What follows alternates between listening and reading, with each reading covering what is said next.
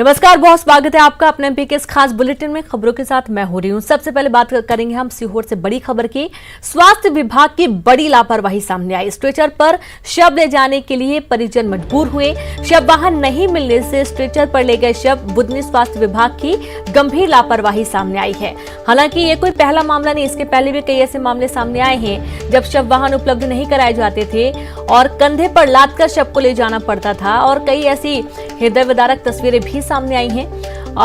एक बार फिर से ये बड़ी लापरवाही कह सकते हैं, बड़ी अव्यवस्था भी कह सकते हैं स्वास्थ्य विभाग की, जहां स्ट्रेचर पर शव ले जाने के लिए परिजन मजबूर हुए। परिजनों को नहीं मिला शव वाहन नहीं मिलने से स्ट्रेचर पर ही कंधे पर लाद कर शव को ले जाना पड़ा। बुधनी स्वास्थ्य विभाग की गंभीर लापरवाही सामने आई है। और आप ये एक तस्वीर देखिए एक बार फिर से सीहोर से, जहां पर 4 लोग कंधे में लाद कर शव को ले जा रहे हैं।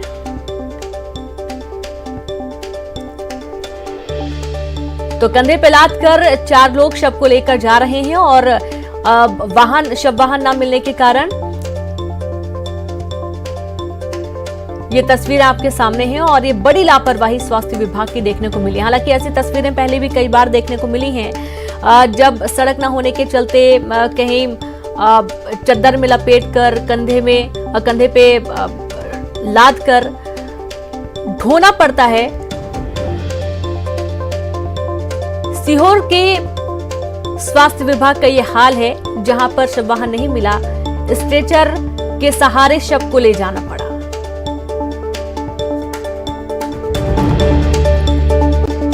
तो बुधनी स्वास्थ्य विभाग की बड़ी लापरवाही सामने आई है, जहां पर मरीज की मौत के बाद उसे शव वाहन भी उपलब्ध नहीं कराया गया है और परिजनों की मजबूरी ऐसी कि स्ट्रेचर पे रख कर ही उसे ले जाना पड़ा। बड़ी लापरवाही कह सकते हैं, क्योंकि आप ये तस्वीर देखिए और तस्वीर से आप ये अंदाजा लगाइए कि पहले तो गम कि घर का एक सदस्य चला गया और दूसरा गम ये कि अस्पताल प्रबंधन इतना बेपरवाह बना हुआ है कि वक्त पर यहाँ ना तो एम्बुलेंस कभी मिल पाती है और ना ही कभी शव वाहन मिल पाते हैं। और कई बार तो ये भी देखा जाता है कि कचरा वाहन से भी शव को ले जाया जाता है।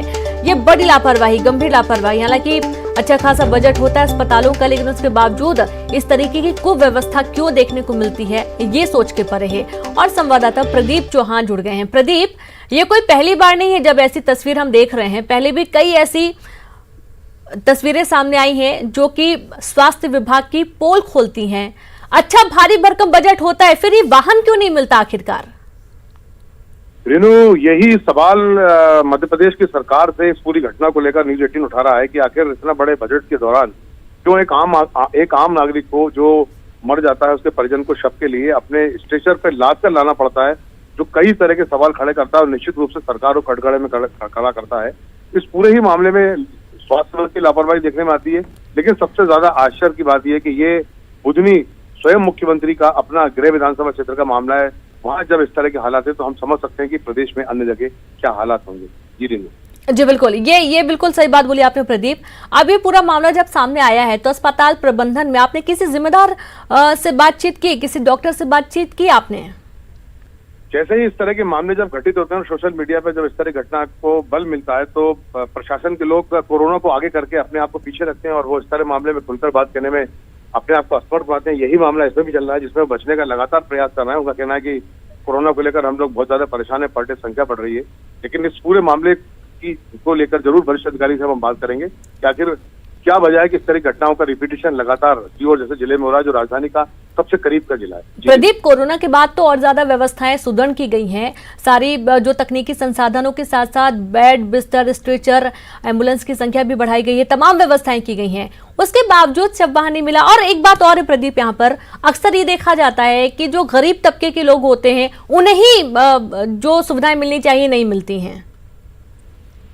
रेनू, गरीब लोग जो होता है वो बेचारे अपनी बात कहने में असमर्थ पाते हैं और जो प्रभावी लोग हैं वो अपने प्रभाव का इस्तेमाल कर लेते हैं। लेकिन इसमें सबसे ज्यादा चिंता की बात यह कि नगर पालिका और नगर पंचायतों की व्यवस्था दी गई है और नगर पंचायत और स्वास्थ्य विभाग के बीच में पूरे मध्य प्रदेश में कहीं समन्वय नहीं बन पा रहा। बिल्कुल, इनको अपनी जिम्मेदारी समझना चाहिए प्रदीप। बिल्कुल बिल्कुल, आप इसको फॉलो करें। बहुत शुक्रिया आपका तमाम जानकारी के लिए। आगे भी आपसे जानकारी लेते रहेंगे। और एक और बड़ी खबर है जबलपुर से, जहां कोरोना मरीज ने सुसाइड किया है। 70 साल के मरीज ने फांसी लगाकर जान दे दी। होम आइसोलेशन में चल रहा था मरीज का इलाज। गढ़ा थाना के प्रेम नगर इलाके की यह पूरी घटना है। पुलिस मामले की जांच में जुटी है। जब भी कोरोना किसी व्यक्ति को होता है तो कई बार तो बहुत टेंशन में आ जाता है, उसके चलते भी उसे कई सारी बीमारियां हो जाती है, अक्सर ही देखा जाता है। और यही कारण है कि न्यूज 18 बार बार बोल रहा था कि इससे घबराने की जरूरत नहीं, इससे लड़ने की जरूरत है। 70 साल के मरीज ने फांसी लगाकर अपनी जान दे दी। देश और प्रदेश में महिलाओं के साथ हो रही दरिंदगी, रेप और हत्याओं के खिलाफ मध्य प्रदेश कांग्रेस आज पूरे राज्य में प्रदर्शन कर रही है। सभी जिला मुख्यालयों पर कांग्रेस मौन धरना प्रदर्शन कर रही है, बीजेपी सरकार के खिलाफ विरोध जता रही है। भोपाल में अंबेडकर प्रतिमा के पास कांग्रेस नेता धरने पर बैठे हैं और कांग्रेस के नेता और हाथ में काली पट्टी बांधकर विरोध दर्ज करा रहे हैं। तो ये कुछ तस्वीरें आपके सामने हैं जहां पर कांग्रेस के नेता विरोध प्रदर्शन कर रहे हैं। निर्देश है, हमको भी माननीय न्यायालय के निर्णय का सम्मान करना चाहिए। हम अपेक्षा करेंगे वो भी उसका सम्मान करें। आधा दर्जन बार से अधिक विधायक मंत्री रहे वो हैं, काफी सालों तक मंत्री रहे वो, तो इस तरह का जो है ये अच्छा नहीं है। तो सूची में लिस्ट में देरी हो रही है लगातार। कोई देरी नहीं, जल्दी क्यों कर रहे हो उसमें? हमारे प्रत्याशी लगभग घोषित हैं, हमारे मुख्यमंत्री, हमारे नेता सारे उनको साथ में लेके सभाएं कर चुके हैं, तो हमारे यहाँ कोई देरी नहीं है। संकल्प है प्रदेश के विकास का, संकल्प है किसान के आय को दोगुने करने का। उपचुनाव में उम्मीदवारों के नामों पर दिल्ली में मंथन के बाद सीएम शिवराज सिंह चौहान भोपाल लौट आए हैं। भोपाल में आज बीजेपी चुनाव प्रबंध समिति की बैठक है। चुनाव की रणनीति के साथ ही प्रत्याशियों के नाम पर भी चर्चा होगी। पार्टी आज देर शाम तक अपने उम्मीदवारों के नामों की घोषणा कर सकती है। तो दिल्ली में सीईसी की बैठक में शामिल होने के बाद मुख्यमंत्री शिवराज सिंह चौहान भोपाल पहुंच गए हैं। आपको बता दें कि दिल्ली में हुई बैठक में पीएम नरेंद्र मोदी भी मौजूद रहे, साथ ही कई केंद्रीय मंत्री भी यहां पर मौजूद रहे और अब वे भोपाल वापस आ गए हैं। भोपाल में भी कुछ प्रमुख बैठकों में शामिल होंगे और बीजेपी चुनाव प्रबंध समिति की बैठक के साथ ही किस तरीके की रणनीति बनानी है आगे, इसको लेकर मंथन होगा। साथ ही प्रत्याशियों के चयन को लेकर भी मंथन होगा और ऐसी संभावना है कि बैठक के बाद आज शाम तक बीजेपी अपने उम्मीदवारों के नामों का ऐलान कर सकती है। तो वहीं कांग्रेस की भी तीसरी लिस्ट आज आ सकती है। पार्टी में बचे 4 उम्मीदवारों के नामों की घोषणा आज पार्टी कर सकती है और बताया जा रहा है कि मेहगांव और मुरैना को लेकर पेच फंसा हुआ है। दावेदारों के कारण टिकट तय नहीं हो पा रहा है। बड़े नेताओं के हस्तक्षेप के कारण 2 सीटों पर कांग्रेस उलझ गई है और यही कारण है कि तमाम सीटों पे तो उम्मीदवार तय हो गए हैं, लेकिन अभी तक प्रमुख 4 सीटों पर कांग्रेस ने अपने उम्मीदवार घोषित नहीं किए हैं। तो उपचुनाव से पहले कांग्रेस ने बड़ा दांव खेला है। पार्टी ने गौशाला के बाद गोबर खरीदने का फैसला लिया है। जी हां, कांग्रेस का कहना है कि सरकार बनने पर छत्तीसगढ़ की तरह ही मध्य प्रदेश में गोधन न्याय योजना लागू करेगी और कांग्रेस की इस घोषणा पर बीजेपी ने पलटवार किया है।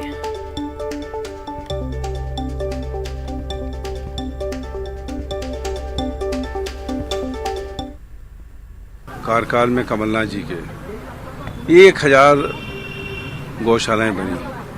कंसेप्ट यही था कि जो गौ माता रास्तों पे खड़ी रहती है वो गौशाला में सम्मान से रहें, उनको बराबर उनका जो भोजन होता है चारा वगैरह मिले। जो एक बीजेपी के राज में 3 रुपए मिलते थे वो कमलनाथ जी ने 20 रुपए किए पर डे एक गाय के ऊपर खर्चा उसके खाने का, भोजन का। और छत्तीसगढ़ में जो गोधन योजना चल रही है, गोबर से उसको लाभ लिया जाए, तो गौमाता का गोबर घरों में, गाँवों में हमेशा से एक हमारे संस्कृति रही, लीपने पोतने काम आता है। एक सबसे शुद्ध उससे खाद भी बन सकता है और बाकी कामों में आता है। तो वो जो योजना है छत्तीसगढ़ की कांग्रेस की, भूपेंद्र सिंह जी की सरकार की, निश्चित तौर पर कमलनाथ जी की सरकार नेतृत्व में जो सरकार बनने जा रही है नवंबर के महीने में, उस योजना को भी यहाँ लागू करने की कांग्रेस की पूरी मंशा है। कांग्रेस का कपट पत्र केवल जनता को छलने के लिए है और ये जनता इनके कपट पत्र को 15 महीनों में देख चुकी है। ये गाय की बात करते हैं। आगर के गौ अभ्यारण्य में दर्जनों गायें काल कबलित होती रहीं, मरती रहीं, चारे के अभाव में, दाना पानी के अभाव में, देखरेख के अभाव में, लेकिन इन्होंने सुध नहीं ली। ये केवल अपने कपट पत्र के द्वारा छलने का काम करने का प्रयास कर रहे हैं, लेकिन काठ की हांडी द्वारा से नहीं चढ़ती।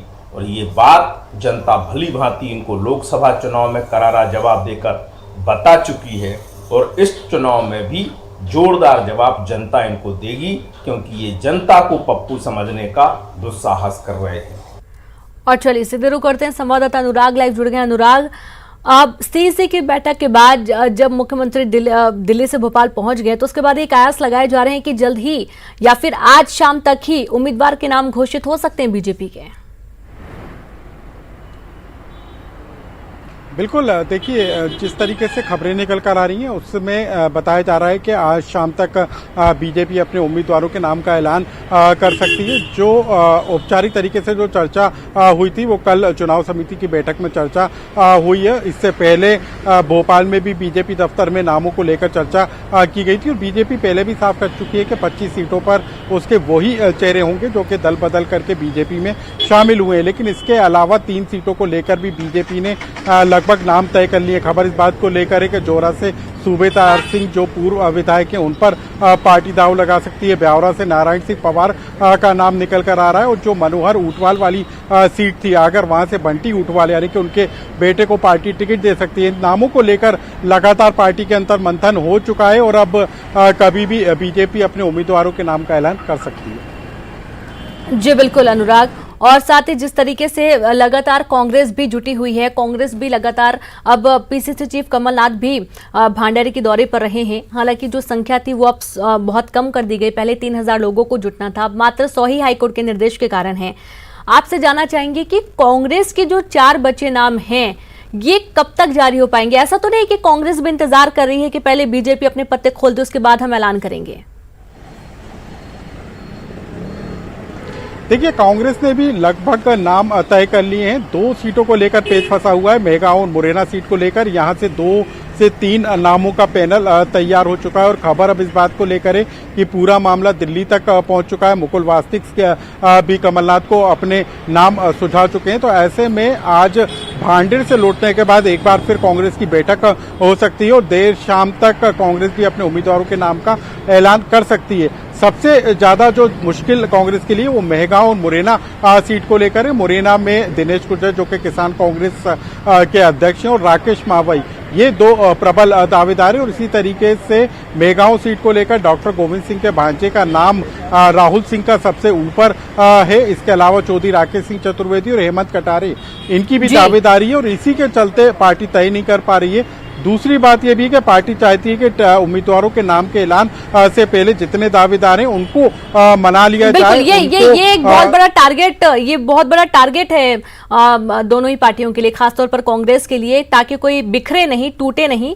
साथ ही अनुराग, देखा जा रहा है कि छत्तीसगढ़ की जो सबसे महत्वपूर्ण योजना है इस वक्त, गोधन न्याय योजना, अब पीसी शर्मा ने कहा कि हमारी सरकार वापस आती है, सत्ता वापस आती है, तो हम यहां पर गोधन न्याय योजना की शुरुआत करेंगे और पशुपालकों से सीधे तौर पर हम गोबर खरीदेंगे, सीधे फायदा होगा पशुपालकों को। अब इसको लेकर बीजेपी ने तंज कसा है, बीजेपी ने निशाना साधा है, जबकि ये भी योजना 2018 के वचन पत्र में थी और इसके दम पर कांग्रेस सत्ता में आई थी। अनुराग, देखिए रिनू, 2018 के वचन पत्र में कांग्रेस पार्टी ने गौशालाएं बनाए जाने का ऐलान किया था, और इस बात का दावा अब कांग्रेस पार्टी करती हुई नजर आती है कि 1000 गौशालाओं का निर्माण कराया गया है। लेकिन अब कांग्रेस पार्टी ने 28 विधानसभा सीटों के उपचुनाव को लेकर अपना एक वचन पत्र जारी किया। उसमें इस बात का जिक्र है कि यदि कांग्रेस सत्ता में आती है तो किसान कर्ज माफी के अगले चरण को पूरा किया जाएगा, और इसी के साथ छत्तीसगढ़ सरकार की तर्ज पर मध्य प्रदेश में भी गोधन न्याय योजना को लागू किया जाएगा, यानी कि गौ पालकों से गोबर खरीदने का काम सरकार करेगी। तो कुल मिलाकर कांग्रेस इस बात का भरोसा गोपालकों को दिलाने जा रही है कि वो उनके आर्थिक सशक्तिकरण के लिए काम करेगी। बिल्कुल, और ये सीधे तौर पर पशुपालक से जुड़ा हुआ है और उसको सीधे फायदा भी होगा। बिल्कुल अनुराग, शुक्रिया आपका जानकारी के लिए। वहीं उपचुनाव में जीत हासिल करने के लिए बीजेपी ने स्पेशल 4 टीम का गठन किया है। टीम में कैलाश विजयवर्गीय, लाल सिंह आर, ओम प्रकाश धुर्वे, सुधीर गुप्ता को शामिल किया गया है। और जैसा कि आपको हमने पहले भी बताया है कि 4 प्रमुख नाम हैं जो कि अब सीधे तौर पर जमीन मजबूत करने के लिए निकल पड़े हैं। कैलाश विजयवर्गीय, ओम प्रकाश धुर्वे, सुधीर गुप्ता ने मोर्चा संभाल लिया है। कैलाश विजयवर्गीय मालवा, लाल सिंह आर ग्वालियर चंबल में सक्रिय हो गए हैं, तो ओम प्रकाश धुर्वे को आदिवासी वोटर को साधने की जिम्मेदारी मिल गई है। देखिए, चारों लोगों के कार्यक्रम बनाए गए हैं। माननीय कैलाश जी मंडल सम्मेलनों में सब जगह पहुंच रहे हैं। कल उनका कार्यक्रम था, फिर 9 और 10 को फिर वो कार्यक्रम करेंगे। लाल सिंह जी आर जो ग्वालियर चंबल संभाग में 16 सीटें हैं, सभी 16 सीटों पर उनका कार्यक्रम है और वहाँ पर विशेष रूप से जो उनको राष्ट्रीय अध्यक्ष बनाया गया है, तो उन सभी क्षेत्रों में अनुसूचित समाज के द्वारा उनका सम्मान का कार्यक्रम रखा गया है। तो माननीय लाल सिंह आर जी का सभी 16 विधानसभा क्षेत्रों में अनुसूचित समाज के द्वारा वहाँ पर उनका सम्मान का कार्यक्रम है, तो उनके दौरे होंगे। ओम प्रकाश धुर्वे जी के दौरे के कार्यक्रम बने हुए हैं, इसमें सम्मेलन में जो हैं उनके भी दौरे के कार्यक्रम बने हुए हैं। तो सभी जो हमारे राष्ट्रीय पदाधिकारी हैं उनके सबके दौरे बने हुए हैं मंडल सम्मेलन। एमपी को देश की रेप कैपिटल बताने वाले कमलनाथ के बयान पर केंद्रीय मंत्री नरेंद्र सिंह तोमर ने हमला बोला है। तोमर ने कहा कि कमलनाथ अपने गौरवा में झांक लें, निशाना साधा और कहा कि कमलनाथ अपने गिरबा में झांकें। कमलनाथ को अपने कार्यकाल को याद करना चाहिए। तो वहीं हाथरस रेपकांड में तोमर ने हाथरस रेपकांड पर कहा कि यूपी सरकार कार्रवाई कर रही है। कमलनाथ को अपने गिरेबा में झांक के देखना चाहिए और कांग्रेस के कार्यकाल को याद करना चाहिए। सर, हाथरस की घटना को लेकर भी तमाम बातें चल रही हैं कि यूपी सरकार जो है इस मामले में विफल साबित हुई है। नहीं, उत्तर प्रदेश की सरकार उस मामले में अपनी जो कार्रवाई अपेक्षित है वो कर रही है, लेकिन हाथरस की घटना बहुत ही दुखद है, निंदनीय है। लेकिन मैं ये राजनीतिक दल के लोगों से कहना चाहता हूँ कि मौत पर सियासत नहीं कर। कांग्रेस प्रत्याशी प्रेमचंद गुड्डू ने प्रशासनिक अधिकारी और बीजेपी के नेताओं पर नकली मतदाताओं के नाम सूची में जोड़ने का आरोप लगाया। प्रेमचंद गुड्डू का आरोप है कि इंडेक्स मेडिकल कॉलेज के अंदर बीएलओ ने करीब 2000 फर्जी मतदाताओं के नाम सूची में जोड़े और गुड्डू ने इसकी शिकायत चुनाव आयोग और खुड़ेल थाने में भी की है।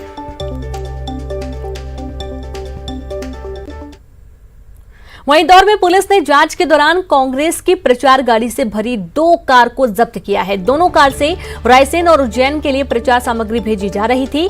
चिमली फाटा पर गाड़ियों की जांच के दौरान पुलिस ने कांग्रेस की प्रचार सामग्री से भरी दोनों कार को जब्त कर लिया। कार से पुलिस को कांग्रेस के झंडे, बैनर और पंपलेट्स मिले हैं।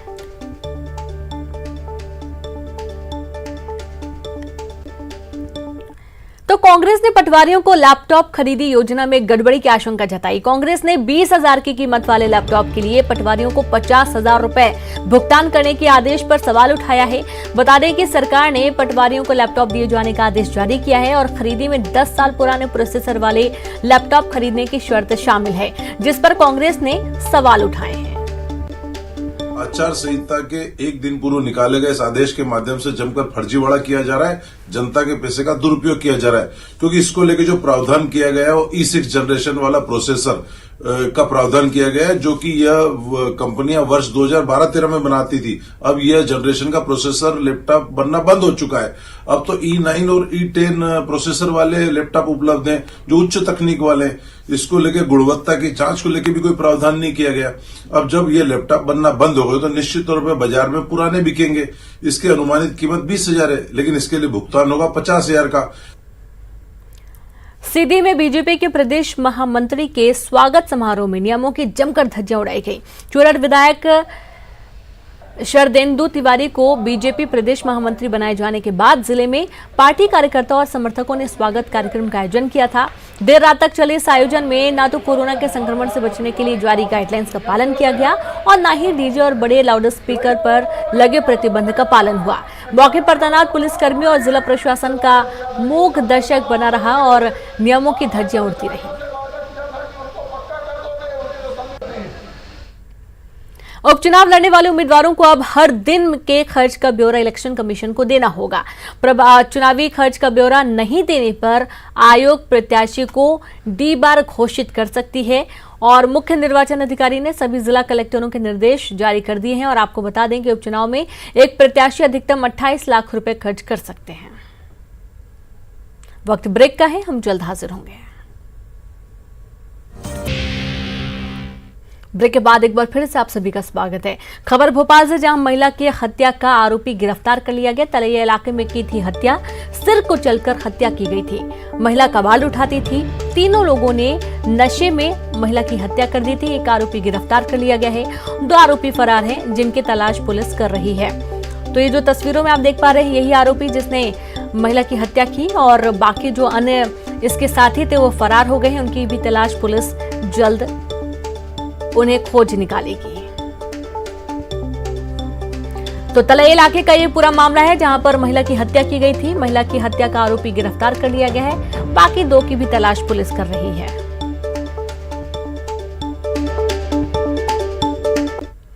शिवपुरी जिले के कोलारस थाने के गायत्री कॉलोनी में रहने वाले युवक ने पत्नी की मौत के गम में फांसी लगाकर आत्महत्या कर ली। युवक की पत्नी ने रविवार की शाम अपने ससुराल में फांसी लगाकर आत्महत्या कर ली थी और इसी गम के चलते पति ने भी रात के वक्त कब्रिस्तान रोड पर स्थित एक पेड़ पर फांसी लगाकर आत्महत्या कर ली। युवक का नाम रामकुमार रावत बताया गया है और उसकी शादी रोशनी धाकड़ से 30 जून को हुई थी। बताया जा रहा है कि गृह क्लेश के कारण ये घटना हुई है।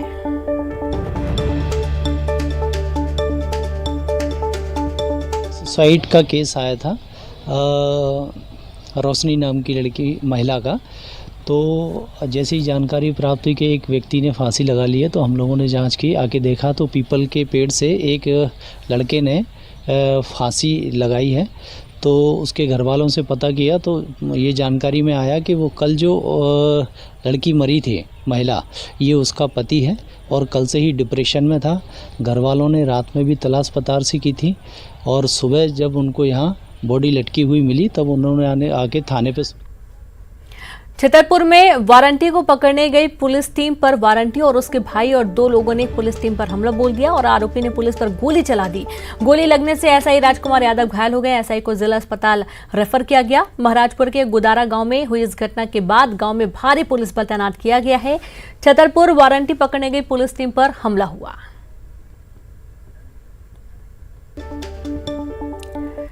और खबरधार से, जहां नाबालिग की कुएं में डूबने से मौत हो गई है।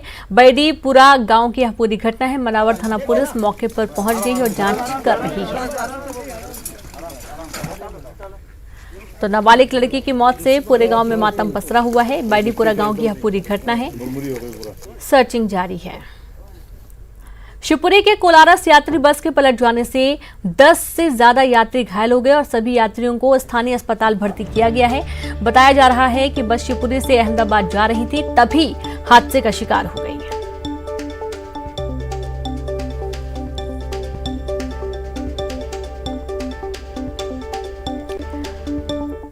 जेईई एडवांस का रिजल्ट घोषित, तो जैन की श्रेया मोघे ने रोशन किया नाम। प्रदेश में फीमेल कैटेगरी में पहली पोजीशन श्रेया मोघे ने पाई है। तो पूरे प्रदेश के लिए गर्व की बात है। और उज्जैन की श्रेया मोघे जिसने जेईई एडवांस में टॉप किया है फीमेल कैटेगरी में और पूरे प्रदेश का नाम रोशन किया है। तो हाल ही में जेईई एडवांस के एग्जाम हुए थे जिसका रिजल्ट घोषित हुआ और उज्जैन की श्रेया मोघे ने नाम रोशन किया है। प्रदेश में फीमेल कैटेगरी में श्रेया मोघे का पहला स्थान आया है।